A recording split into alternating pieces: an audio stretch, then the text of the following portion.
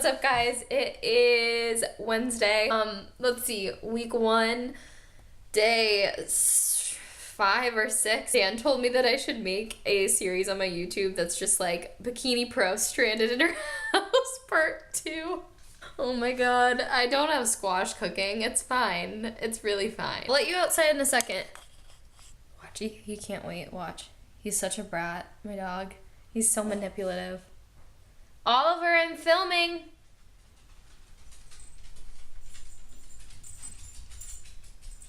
You guys like my tripod? This is so embarrassing. It's my broken NutriBullet.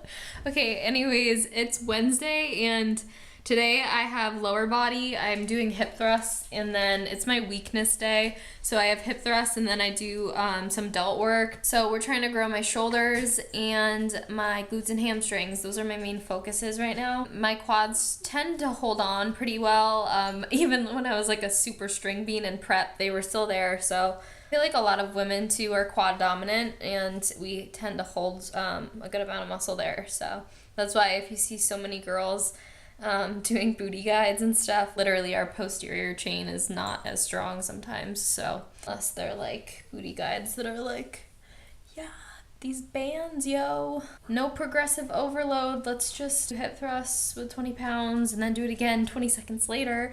I'm not rambling. Honestly though, I want to not be a fitness person who is like saying to do all the wrong things and to switch it up every day. It's important that you enjoy your workouts and stuff, but if you are doing different things every single time, you're not gonna get good at one thing and your body's gonna know. It's not gonna be adapting to things that are changing on a daily basis, so you really need to stick with the same movements to an extent. I mean, if it gets you in the gym more so, like that's fine, but if you really want to put on muscle, then you need to stick with the same movements and just get better and better and add weight over time. So yeah, I'm rambling, but I'm gonna go get my squash.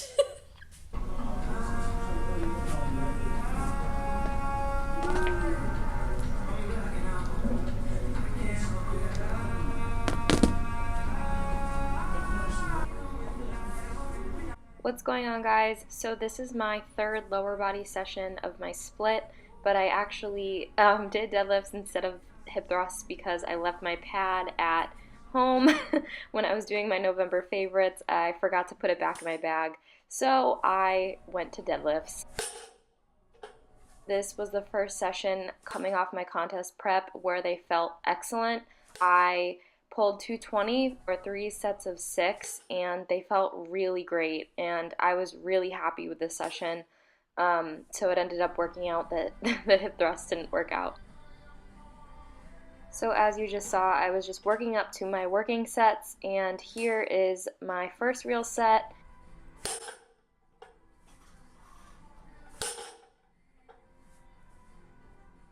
I wanted to say too that I put those 5-pound plates in front of me so the bar doesn't roll. It's always important to keep your spine aligned when you're performing deadlifts, so I personally look a little bit in front of me at the floor and that's what keeps my positioning. I know other people kind of look up but they don't crane their neck too far back, so I would say it's personal preference, but do whatever feels like is comfortable and will keep your spine in place. And here I'm doing the seated hamstring curl again, adjusting the crap out of it because I am a shorty.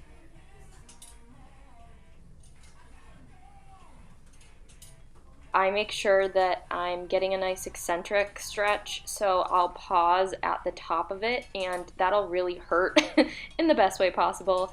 And so I find that doing a few sets in the 10 to 12 rep range and then going heavy and then backing it down again, that's what works best.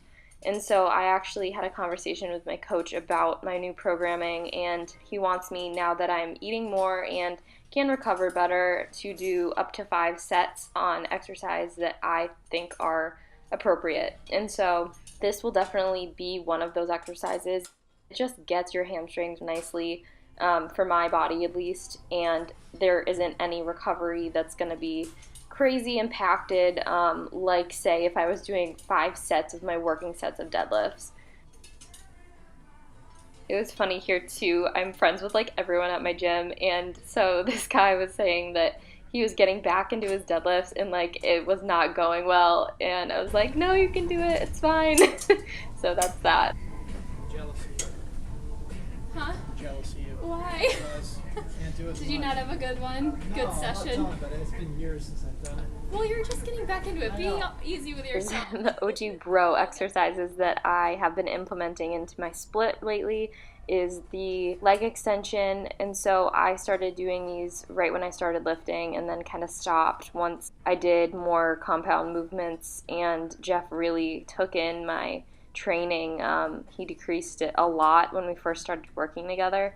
And that was actually the best thing that had ever happened to me because I would have never thought to do that with my own stuff. And I think the average person thinks, oh yeah, the more volume you do, the better. And that isn't necessarily the case, especially if you are just starting out or more in the intermediate phases.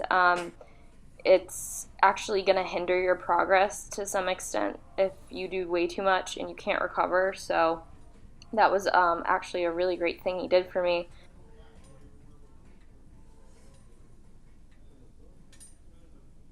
So the leg extension's awesome. If you try to make sure to not lock out your knees, that's really important.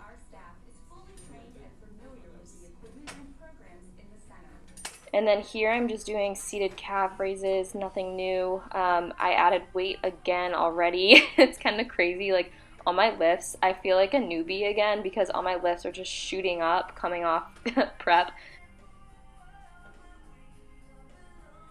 I've been pausing at the top of each rep, and after I will drop the weight, I'll take the 5 off of there and I'll just burn out basically, and not burn out like can't walk ever again, but a good burn.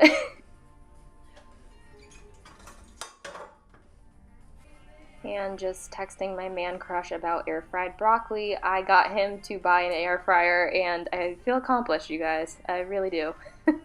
So anyways, this is my next set and I'm still going pretty heavy. I've been making it a priority to really get a good stretch rather than just flinging the weight around even if it is heavier, because if you pause at the top, Berto always says, one of the 3D coaches, like, it gets it. Like, you won't be able to walk in a good way and a smart way if you don't go too crazy. So I would highly recommend doing that. I do an ab exercise every lower body session, and so I don't like these that much, let's be honest. I just don't feel them great, especially having my period and stuff. Like, it just isn't fun doing abs. Like, if you're watching this and you're a girl, you know. So ab exercises that I prefer are probably hanging leg raises to some extent again because sometimes I just don't feel them correctly. My favorite is definitely the cable crunch with the rope attachment. That's my favorite probably. And then also I really like doing my gym's ab machine. I'll actually get a clip in the future of me doing that because I really enjoy it and it's what I feel the best, and you really have to play around with what you feel comfortable with doing and what feels like good on the actual body part you're working, because something that works for someone will totally not work for you. It's a given, and you really have to just play around with what feels nice and then keep sticking with it, keep getting better at it, and then you'll eventually, of course, see results. So yeah, that is my session, and I hope you enjoyed the little voiceover, and I will be sure to make more of these because I thoroughly love making them.